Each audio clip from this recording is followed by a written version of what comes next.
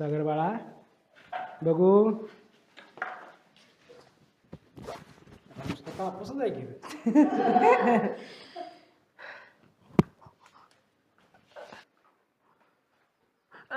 sir तुमच्या पायाखाली काहीतरी पालबिल आहे उचला कसं पण शिवलं